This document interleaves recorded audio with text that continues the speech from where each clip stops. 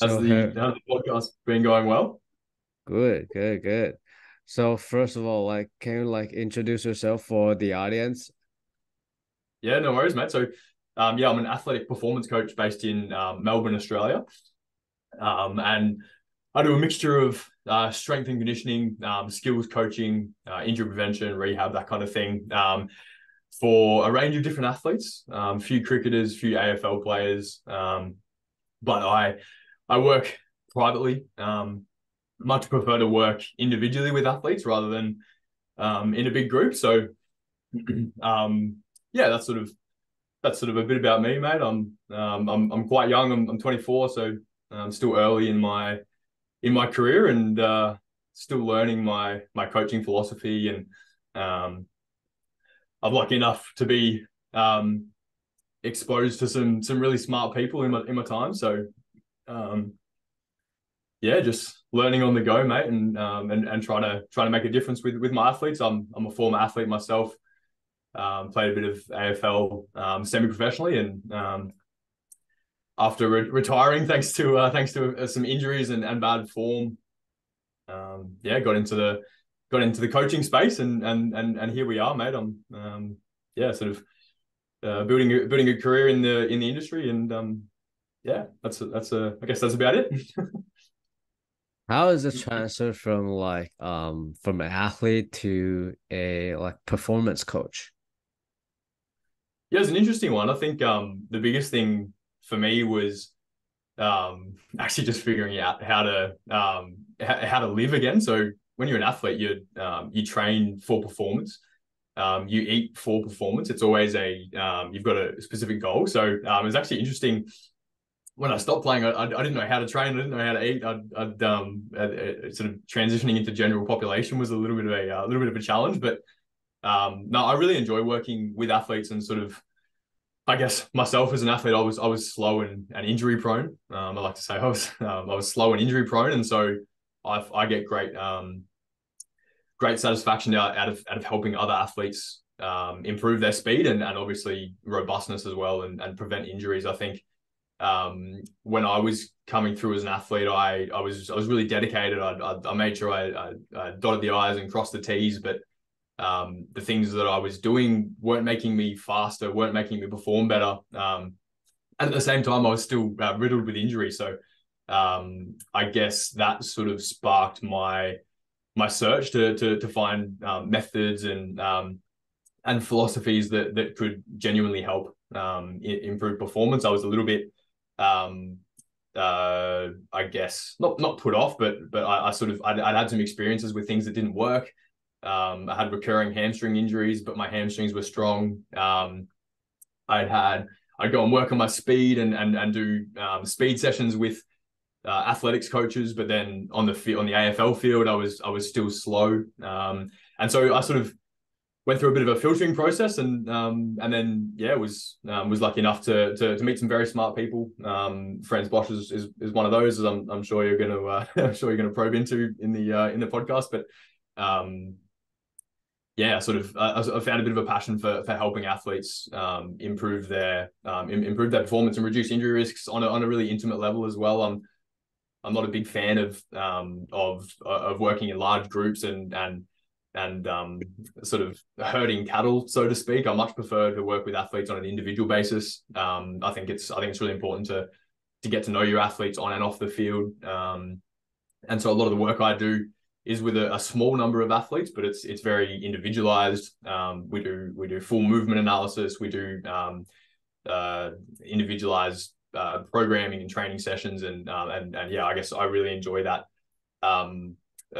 side of coaching. I think that's a real passion of mine. And then I think if you are going to be a coach and you're going to be a support athletes that are investing so much time and energy and often money in what you're doing, you've got a bit of a responsibility to make sure that you've got a knowledge base yourself that can handle whatever they throw at you, whether that's a recurring injury or an issue with their performance, whatever it is. I think yeah, having the skills to be able to deal with to deal with unfamiliar problems that different athletes present, I think is really important as a coach. And yeah, like I said, I've been super lucky to learn off some really smart people that have and through that I have learned and I'm continuing to learn how to deal with all sorts of problems in human movement, sports with human movement. Yeah, love that. So since you brought up like Frans Bosch, how like is it during the time you're an athlete or like you transfer for or after you transfer for like performance coach, you get in touch with like Frans Bosch or kind of or like starting to use his method? Yeah. So I'd never been exposed to it as an athlete. I actually first met Frans just as I was finishing up my career as an athlete. So I'd played my last season and I was tossing up whether I was going to play again. But at that time I'd already started studying to become a performance coach. So I met Frans initially without really knowing too much about his work. I actually hadn't read the books yet, which is quite rare. His courses are so complex, and you need a certain knowledge level to attend them. But I didn't really. So basically, what happened was I purchased the course. I was going to attend the course, and then it got cancelled because JP John Pryor was overseas and couldn't make the course. But then I had already booked my flights to Sydney, which is where the course was, and so after a few email conversations, I managed to actually catch up with Frans one-on-one because he was in the country, but they cancelled the course. So luckily, Frans said yes. And then I was lucky enough to spend a day with him and sort of learn bits and pieces about his philosophy. But at the time, mate, I was coming from such a low knowledge base. I'd been exposed to S&C really heavily as an athlete.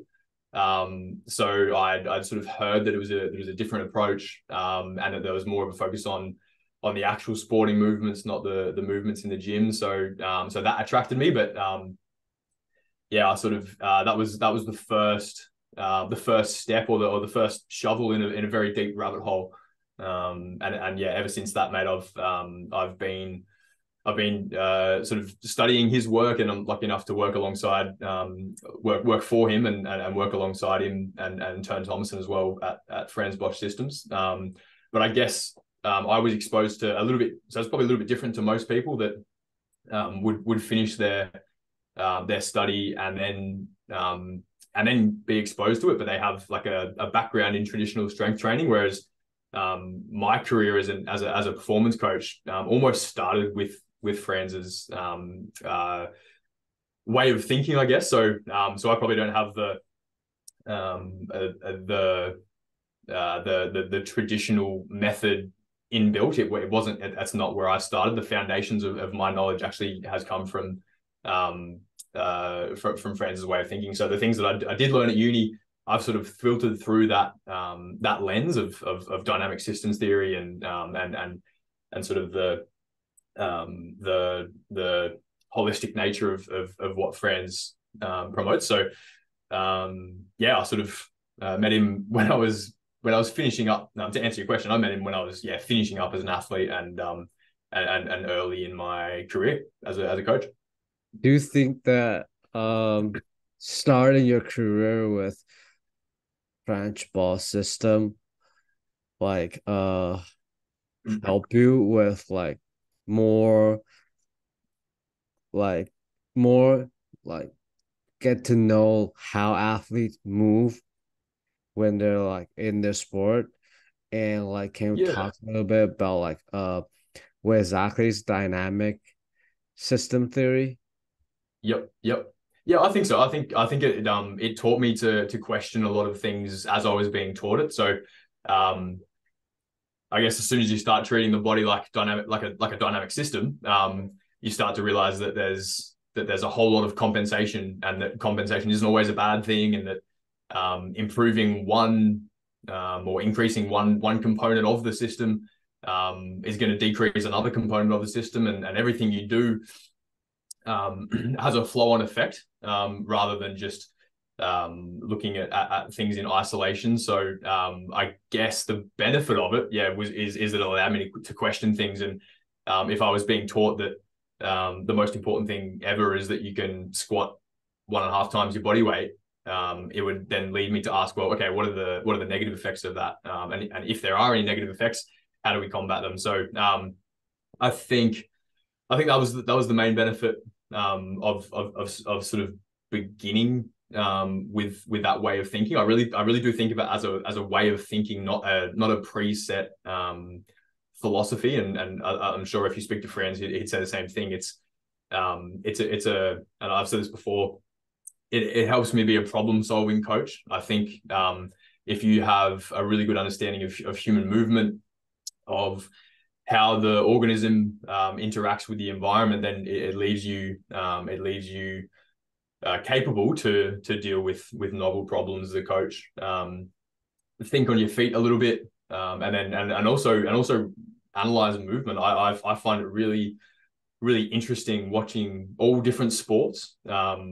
I obviously played a lot of Australian rules football, AFL myself, but I love watching all sports. I now do a lot of work with fast bowlers, and I find as soon as you start looking at attractors and fluctuators, those that are familiar with Fran's work will understand what they mean, and you can start to see similarities between sports. So one example of that, how a fast bowler braces their front leg in the bowling stride when they're at the creases is the same mechanism to how a kicker braces their stance leg in kicking. So you can so I personally got a better understanding of kicking from going in and analyzing and working in fast bowling and vice versa. So I think but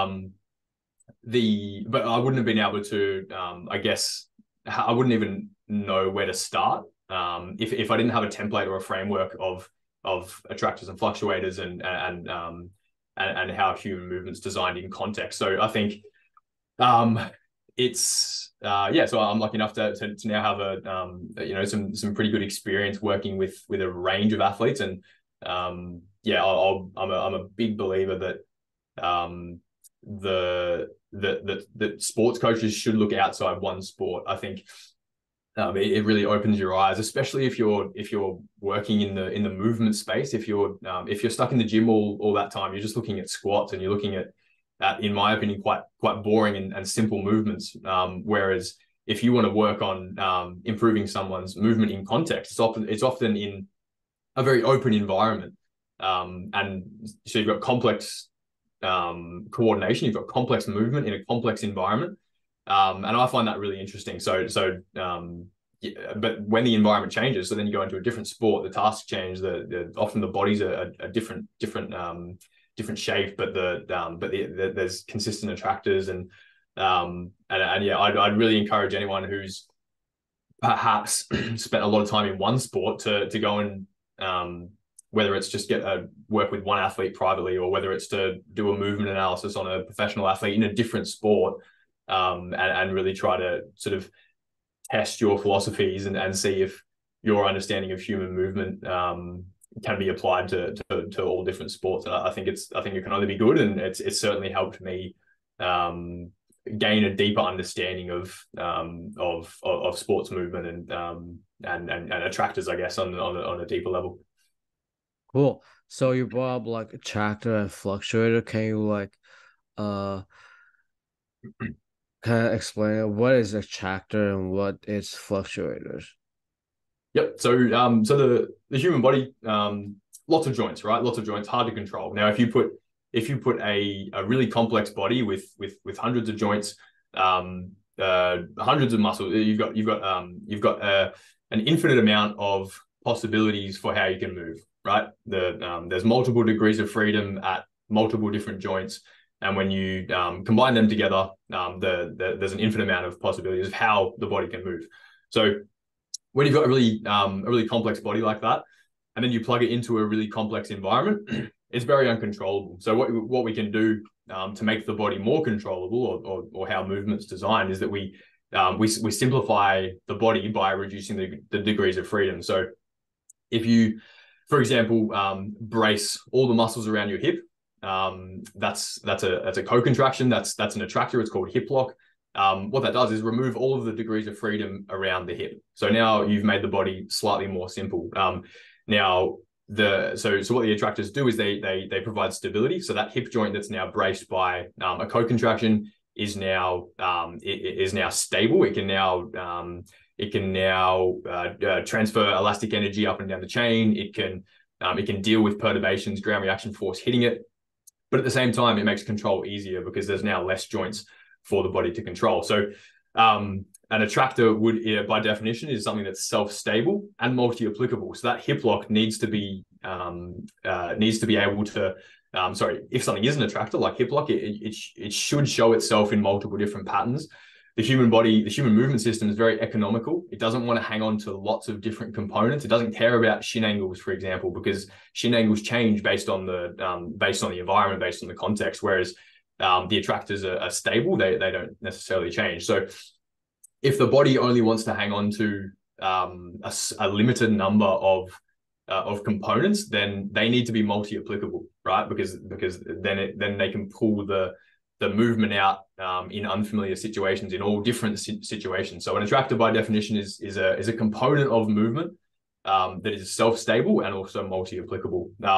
So on the flip side, you've got fluctuators, which are degrees of freedom, let's say, that are free to interact with the environment. So they're not stable. They're not multi-applicable. They'll change. They're unstable. So the body, as it's moving, could have any given landscape of certain attractors, certain fluctuators, and that allows the body to be stable, robust, not get injured, be supported by those co-contractions, but at the same time adapt. So if you have a body that's full of attractors, you get the really stiff body and it can't interact with the environment well. If you had a body, for example, that was all fluctuators, it would just move around like jelly. It'd always be getting knocked around. Ground reaction force hits you, it crumples, but it could adapt, right? Because everything can change. So at any given moment, the body's flicking between a different landscape of attractors and fluctuators, and the attractors are the ones that we train. So if I want to improve someone's stability at the hip, my goal as a coach could be to destabilize the hip as much as I can until the athlete produces something that's stable enough to deal with that, those perturbations or those destabilizing influences. So that's sort of how you draw the attractors out, by proving to the body that they're stable. And if you go down the path of differential learning, and you go down that path, then you also get you also prove to the body that it's multi-applicable. And if let's again say we're working with hip lock, that bracing of all the muscles around the hip joint, if you've proved to the body that it's stable and it's multi-applicable in all different situations, then the body's gonna, because remember, the body's economical, it's gonna want to hang on to that component and in the long-term memory of the movement system, and then it'll pull that component out when it needs it, when it senses that there might be a lack of stability coming, or a large force hitting, or the possibility of injury. So you basically are equipping the athlete with tools to deal with unfamiliar situations.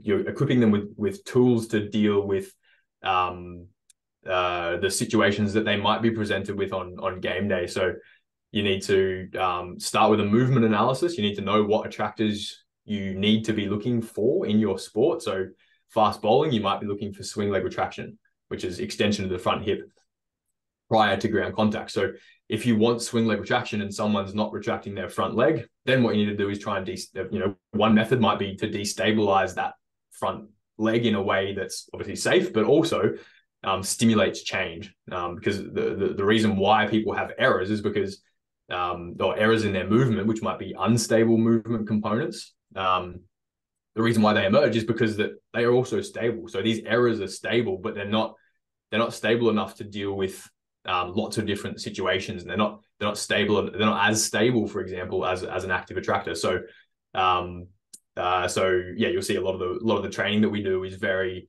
we're using aqua bags or chaos balls or something that's adding external forces to the movement pattern.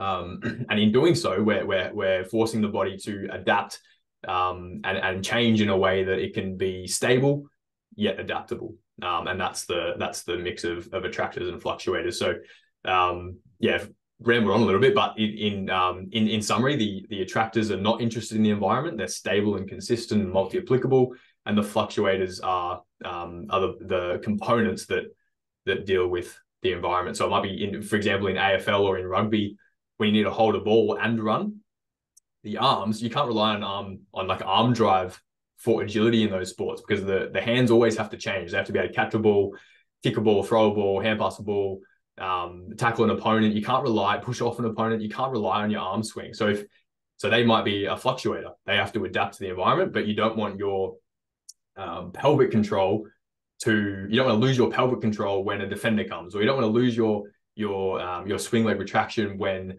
you have to catch a ball, for example. So that might help people understand that there's some parts of the body that should be stable and consistent, and then other parts or other components of movement that are often quite abstract that then deal with the environment. So yeah, long-winded answer, but that's the sort of difference between attractors and fluctuators. Love it. So I know you already brought up like two attractors, like hip lock and swing leg retraction, and in Frans Bosch's book there's like 8 attractors. Does that mean that those 8 attractors basically work with, or like are able to like work with like different sports?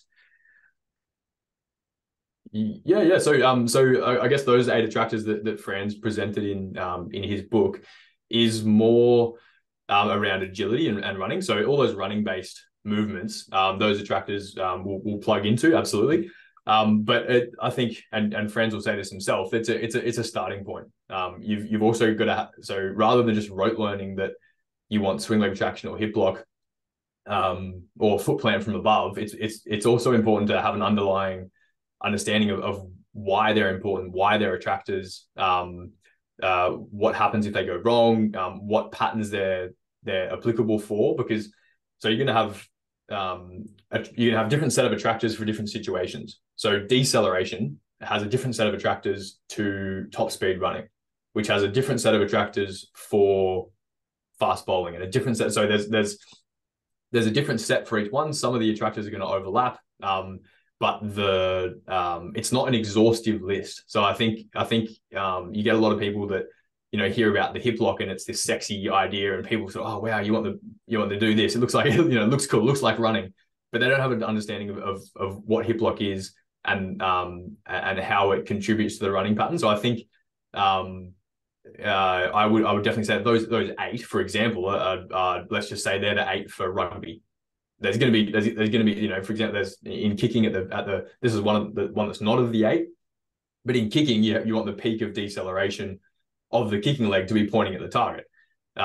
So that's not one of the 8, and that's specific to kicking. But there's so I would say it's more important to understand attractors and fluctuators and the I guess the function of them within movement, and then that'll help you understand what each attractor is, swing leg retraction, foot plant. It'll help you understand how they help and how they fit into the pattern, rather than just rote learning what the 8 are. So I would I'd definitely say it's a starting point, and I'm sure in the years to come people will Frans himself no doubt, but also other people that have sort of taken on the that have taken the mantle from him, I guess. Tone Thomason's a really smart man. He's the director of FBS alongside Frans.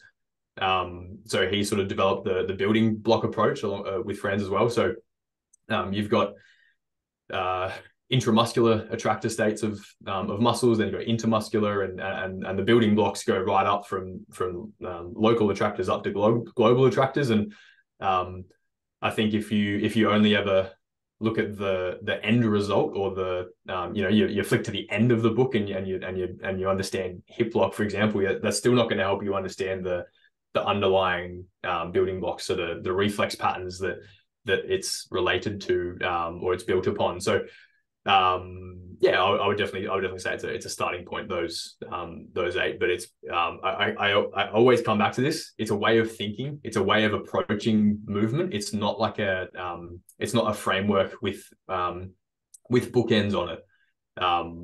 Frans's work for some people, myself included, is quite empowering, because it then lets you start really looking at movement. And for another set of people, it's restrictive because it goes against everything that they've learned at university. But I very, very much see, if you for the people that perhaps your listeners that haven't dived into it yet but are thinking about it, invest the time and the energy toying with it. Go back between theory and practice, because that's when you'll really start to see the attractors in movement, in practice, and then go back and learn a bit more if there's something you don't understand. Keep going back and forth, but treat it like a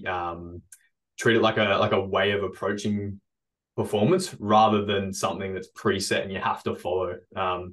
I obviously caught up with friends for that whole day, and sort of dipped my toe in the water, then went back and read the books, and I got so much stuff wrong. I would have been in the gym trying out a hip lock drill by myself, but had no idea what I was doing. It's an evolutionary process where you start to figure out what works, what doesn't, what good execution looks like, where the focus of the athlete should be. That's a big one. Like, you could do a hip lock drill but have the wrong focus, and you're actually not getting the stimulus that you're after. So I for like I said, for people getting stuck into it, treat it like it's a way of thinking, and don't be afraid to experiment with stuff. If you're young enough to go and do it yourself as a coach, feel the drills. I think that's a great way to learn. But yeah, it's so much more a way of thinking, and it's a template that you can fill in yourself, rather than an A to Z that you have to follow. Nice. So, can you walk us through, I know this is a big topic, all my questions big topic, but can you kind of walk us through how you're gonna find attractor from different situation? Yeah, so you'll find attractors in situations where there's a whole bunch of search rules in Anatomy of Agility that probably too short a time to go through now, but you'll find them around vulnerable joints in different movements. So, for example, deceleration with a flexed knee, there's a lot of pressure around the knee, so you need to disperse that somewhere else, and then you get the attractor of a hip hinge, which supports the knee, because you have to send the force that's going to go through the knee back to a part of the body that can actually deal with it. So a lot of the time you'll see it around vulnerable joints in movement patterns, and I'd sort of encourage people to start there. Look where people get common injuries in that movement. There's often attractors that need to be built into those patterns, and I would sort of start with those two. What joints are vulnerable and need stability, because attractors will be built around that. And then you can often not take a shortcut, but it gives you a bit of a guide as to where to look as well, around common injuries. So hamstrings in sprinting, for example, there needs to be the hamstrings need to be in an attractor state. And when they're not, you get injuries. So there's attractors built in there. Obviously around pelvic control is a key one for the hamstrings, but to keep it simple and to make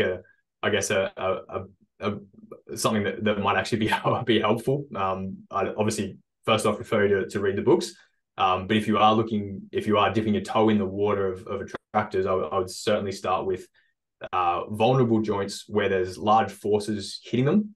For example, the flex knee and deceleration, there has to be attractors built around that.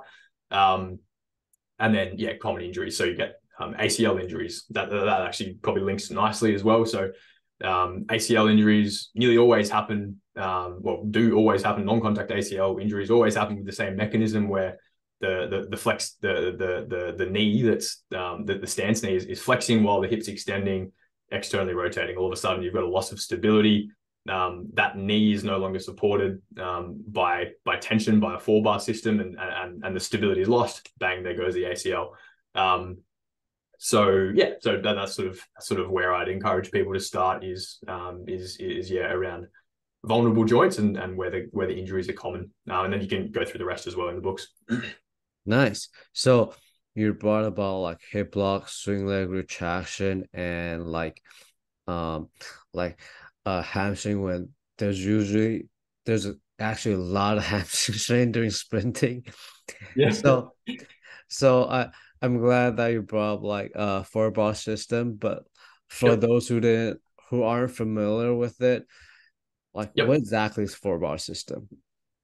Yeah, so 4-bar system you can sort of think of like a desk lamp, where if you move the head of the desk lamp through space, multiple joints move to create the space you want to be in. So for example, the hip and the knee in deceleration, if we keep going down that path, if you want the hip and the knee to move together, so they're coupled together. So if the knee flexes, the hip flexes. If the knee's extended, the hip's extended. That joint coupling, that needs to happen with enough tension of the muscles that connect those joints. So the biarticular muscles of the upper leg, rec fem, hamstrings, etc. If they act like a rope, that is, they don't change length, but they maintain their optimal length. Then what it does is connect the two joints together in a way that they can first off transfer energy between the joints, but also have enough protection around, for example, the knee in deceleration. So let's keep going down that path. If in a flex knee in deceleration, if you need the hip to flex as well, okay, to allow for that force to be sent to a part of the body that can deal with it, the hip. If you want to send force, transfer force from the knee to the hip, you need tensed muscles, right? You need a co-contraction around those joints. So if the hamstrings have slack in them, they can't transfer that energy properly. So and that happens when you've got an extended hip. So an extended hip and a flex knee, there's slack in the hamstrings. The hamstring group now can't contribute to that 4-bar system. The joints are not coupled. There's a loss of stability, and the tibia translates forward, ACL goes. So the 4-bar system is a way of stabilizing. Let's go into now practical application. The 4-bar system is a way of stabilizing the knee in deceleration, but it can also be a way of keeping the joints coupled and improving elastic return as well. So if you're looking at someone sprinting and you see that the knee flexes more than 20 degrees at mid stance, or the ankle even as well, if you then add the ankle joint into the system, that's but while the hip's extended, obviously, because you're running it at full speed, then again you've lost your 4-bar system. The hip's extended, but the knee's flexing, the ankle's dorsiflexing. That's a loss of stability as well. So then what you can do is reverse it. So if you notice that there's an issue there's a breakdown in the 4-bar system at mid stance, you can then go back to late swing phase and say, well, why aren't those muscles tensed before ground contact? And then you start getting into swing leg retraction, and you can work back from there. So the swing leg retraction is let's try and link it all together now, shall we? If swing leg retraction is a pre-tensioning mechanism for the leg prior to ground contact, and basically what it does is it puts the 4-bar system in place. So you can imagine at toe off, you then after toe off, you then get the lower leg traveling out, so knee extension, which tensions the hamstrings distally.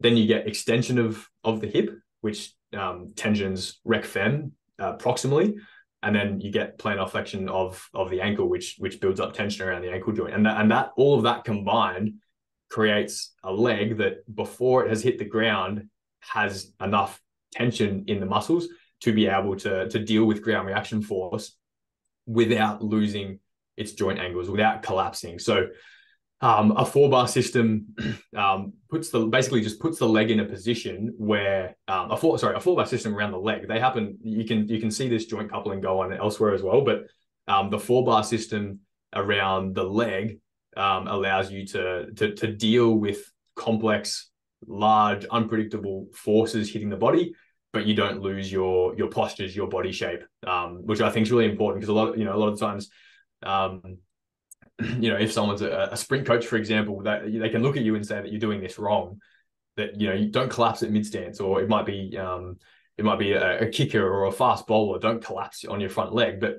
it's not as simple as just telling the athlete not to collapse. You then need to work out what are the pre-tensioning mechanisms for that stance phase, and where are the errors in that pre-tensioning area. Because that's often where the breakdown is. It's not actually a mid stance. It's a lack of pre-tension. So you want this is where you start getting into pre-flex mechanisms and bottom-up control, where there's a prediction of instability, or there's a prediction of the need for an attractor, and so the body builds tension prior to that event happening, prior to ground contact, ground reaction force hitting you, which is before ground contact. So so the 4-bar system is just a way of coupling joints together. It's allowing muscles that are biarticular to act like a rope, where they don't change length, and that has both protective functionality. So for example, protecting the knee in flex knee deceleration, but it can also be but it also has the I guess the performance benefit of improving elastic return and preventing those unwanted collapses. Nice. I love that. So I know that Frans Bosch system are like they do like specific strength training movement, like single leg like power clean, or like using the aqua bag, which we're gonna discuss, and using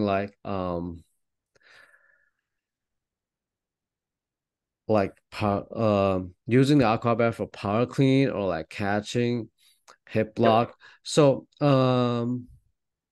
is it the same philosophy with like training attractor with those like specific strength training? Yeah, 100%. So you could for example, a single leg clean, it's not a total pattern, you're not actually running. But this is where you get into Tern Thomason's building block idea. I should be careful. I'm sure Frans had an input into it as well, so I might be giving Tern all the credit unduly. But this is where you get into the building block approach, where you have the total movement pattern, which is built on local attractors. It's built on reflex patterns, so you can go further down the chain. So you'd always start with the total movement pattern. That's something we always recommend. Is if someone's got an issue in running, do running drills first. See if you can fix it up in the running drill. If you can't, then all right, let's go back to the gym and work on some of those. It might be a global attractor, and then build it back down from there. But if you don't have to build back down, then you don't really need to. But to use your example of a single leg clean, that's working on at the end of the clean, you've got a hip lock. So you're moving explosively up into a crossed extensor position where you've got one leg flexed, one leg extended. So yeah, there you go. That's the crossed extensor reflex. When one leg flexes fiercely enough, it activates an extension response on the other leg. So that's a building block for a lot of attractors. So in a single leg clean, you're doing a reflex pattern that resembles running, or that running is also built on. So you're working on that building block. But then you're also working on a co-contraction at the end of the movement, which is a hip lock or a bracing around the hip, like we spoke about before, at the end. So if you're doing a single leg clean, and this is something where a lot of people go wrong, is they do a single leg clean and they just step straight up onto the box that's in front of them without actually pausing, without trying to hold the hip lock for a second. And this is where intention specificity comes into it as well, because if you want someone to brace their hip, but they step through the clean, there's no need for them to brace the hip. The body's very economical. It wants to save energy. If it doesn't need to brace the hip, it's not going to brace the hip. So you need to stimulate that out. So then you give the cue, all right, when you get to the end position, I want you to be A, as tall as you can, and then B, I want you to be able to hold it for 2 seconds before you then step on the box. And if you overlap those two constraints, that's something that I always encourage other coaches to do, is trying to overlap constraints to get the result you want. If you overlap, be tall, do it fast, and hold it for a couple of seconds, you've got enough time pressure, especially if you've got an aqua bag on, then you can, now you've got time pressure and perturbations. This is a really complex, fast, disturbed environment to move through. And if you're moving in that environment, you need stability. And so if someone's doing that drill and they do manage to hold the hip lock at the end of the clean, you know that it's braced by a co-contraction around the hip. So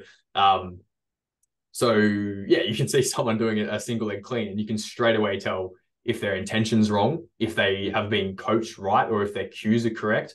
But you can also see if it's just, if people are just going through the motions. I was actually the other week I was down watching an AFL team train. So this is the peak of our sport, the very best football team in the country. Actually, that I won't name them, but they were doing a training session, and this is something, another error that I see is that so many coaches just use it as a warm up. They replace their I don't know, their knee hugs or something real benign. They'll replace that with a hip lock drill, and they'll just get people to go through the motions with no intention, like just driving their knee up and pressing a plate overhead or something with no intention, no energy, and you're not getting anything out of it. And you can straight away see. So this was a professional team. They were using it as a warm up. There was maybe one athlete who sort of knew what he was doing and was doing it with a bit of energy, and everyone else was just sort of going through the motions. I'm like, you need. And this is where I think it's really important to work individually, is because you look at that training session and there's one S&C coach for a squad of 40 players. Of course, he's not going to be able to get every player to actually know what they're doing. And then when they do the drill wrong, or their intention's wrong, and you need to cue them and give them a different endpoint or a different kind of result, you can't do that because you've got 39 other players that you have to deal with. So I think if you want to talk about specific exercises, so back to your question of specificity, there's more levels of specificity than just what it looks like on the outside shell, joint angles, that kind of thing. A lot of the time you get people talking about if the joint angles are the same, if someone's got a flexed hip in the gym and then they'll have a flexed hip on the field, therefore it's specific. And I think that's a really primitive way of looking at it. I think the body's a lot more complex than that, and you're almost disregarding that complexity by only looking that shallow. So if you've got a deeper level, then we also need intention specificity. And for example, in those drills where someone's just driving their knee and pressing a plate halfway overhead, not even getting as tall as they can, there's no intention specificity. There's no there's no need for the attractors to emerge. And part of your role as a coach, if you're working with dynamic systems, is to try and stimulate these reflex patterns, try and stimulate this stability response, this pre-tensioning, whatever it is you're working on, to try and stimulate that out of the athlete. But you can't do that if you can't cue intention. You can't achieve that stimulation if you can't change constraints every couple of reps. Sometimes the drill is too hard for an athlete and you need to make it easier. Oftentimes the drill's too easy, and if someone can get 10 out of 10 reps, you need to change constraints. You need to add something that's going to destabilize them so that they can get back into that learning zone. So I think if you're gonna dive down the dynamic systems way of thinking, you also need to have you just can't do it with large groups, because you miss the ability to make little tweaks of the constraints, not necessarily of a coaching, but make little tweaks on the constraints that the athletes are working in. And if you do that well, then you can start to challenge these attractors. You can start to challenge swing leg retraction. You can start to put pressure on trunk stability. You can start to give the athletes immediate feedback. If someone moves poorly in the drill that you've set up, they should feel the lack of stability. They should feel they should get immediate feedback in that sense. And a lot of the times you'll see athletes doing a drill and they'll do it wrong, but the feedback's positive, as in they don't fall over because they're doing it at such low speed, or they don't lose balance because they're doing it with static weights. So I think it's a real this is where you get the art and the science, right? Is that you need to shape the environment, shape the context that the drill is being performed in a way that stimulates out the attractor you want. So you sort of and again, that's something that I love doing. I find it really, really challenging first off, but also really fulfilling when you see athletes that are more often than not really competitive. And so if you give them a challenge, and you know in the back of your mind you want them to only achieve it about 70% of the time, but they're hell-bent on getting 100%, then you've got this really nice balance where you've got an athlete in a challenging environment where they're toying with success. They're getting some they're getting some reps perfect, and some reps they're getting feedback on stability. And yeah, I find that super rewarding as a coach. But you need the skills and the knowledge base to be able to do like movement analysis in real time. So you, rather than just get an athlete to film themselves and write up a big PDF report, which we do, you also then in every single training session need to do mini movement analysis on how does this athlete deal with the constraint I've just given them. Is it destabilizing to the point where they're not learning and they're in complete panic zone? Or is it way too easy and it's not challenging them enough? So you almost need to be doing your own movement analysis within the session and then change things on the fly as well. And that's when you get an environment where an athlete can learn. So motor learning, movement learning, that's what we want to encourage, the learning of movement. It's not always just the learning of a new movement. It might also be the learning as to the stability of other movements that they already do. So you're proving that it's stable or not. So yeah, again, another long-winded answer, but hopefully you can pull some key themes out of that. Yeah, man, love it. So that's kind of like the aqua bag and like things you mentioned, like attractor, like the Frans Bosch system. So that's kind of the thing you were doing recently, the recent post on your Instagram about like is it called the chaos ball? Chaos ball. Yep. Yeah, correct. Yeah. So that's the thing you're doing with like your shoulder, right? To create like core contraction. Am I right? Yeah. So yeah, the chaos ball was basically it's a water-filled sphere that is attached on either end by elastic bands, and the ball moves on those bands, and that movement is fast and chaotic by nature. And then also the ball's movement is fast and chaotic by nature, but then within the ball there's also water moving around, which is also fast and chaotic by nature. So you get this you get a very unstable motion in the environment. And for example, one of the drills, I'm not sure which one you're talking about, but there's a few shoulder drills, for example, where you get the ball moving as fast as you possibly can in any position, and then you quickly snap your shoulder out, not out of the socket. You quickly put the shoulder joint in a position that you want, which is sort of roughly 90 degrees abduction. That's where the muscles can work around their optimum length. And at the same time as you do that, what you want to do is quickly stop the movement of the ball as fast as you can. So if the ball is moving really fast in chaotic ways, and then you deliberately deliberately try and stop the motion, to stop the oscillations of the ball, you need to make your body as rigid as possible. Now, if the joint that is under the most pressure, for example, the shoulder joint, when you bring it up to roughly 90 degrees abduction, if that joint is the one that's under pressure, and you have the task constraint of the very clear task constraint, it gives you feedback, knowledge of result. You've got a challenge there. You know what the purpose of the drill is. The purpose of the drill is to stop the ball as quickly as you can. Then the only way that you can achieve that task with your shoulder in that position is a shoulder co-contraction. And so the chaos ball, for example, is or that drill. There's many other drills you can do with it as well. That's one example of how you might stimulate out a co-contraction around the shoulder. Now, if someone does that without any intention, if someone just flies the ball around and then puts it in whatever, you can very quickly get into a point where you're actually training nothing.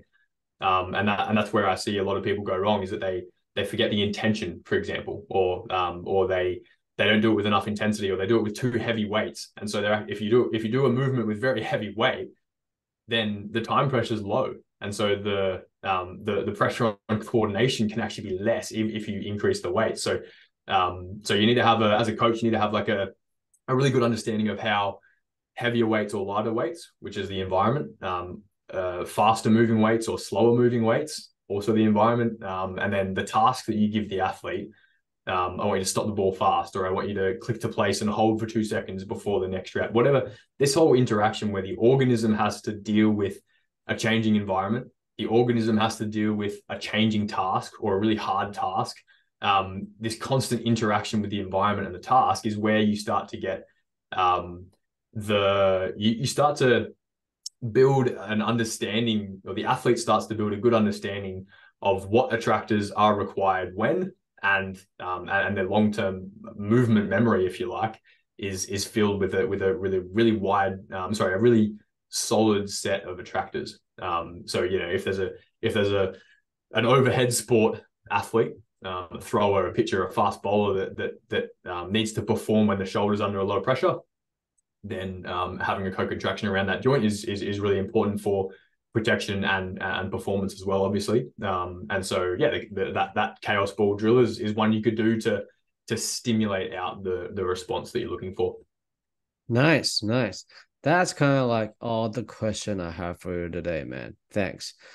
So for those who are interested in what we're talking about today, where can they reach out to you? And for the chaos ball, where can they find it? Yeah, for sure. So I'm most active on Instagram, I guess. The handle is Harry Simington. I will also just say that if you are interested by this stuff, I highly recommend checking out Frans Bosch systems. So Frans Turn and the FBS team travel the world, and they give really, really in-depth courses on this stuff, on dynamic systems, on movement analysis.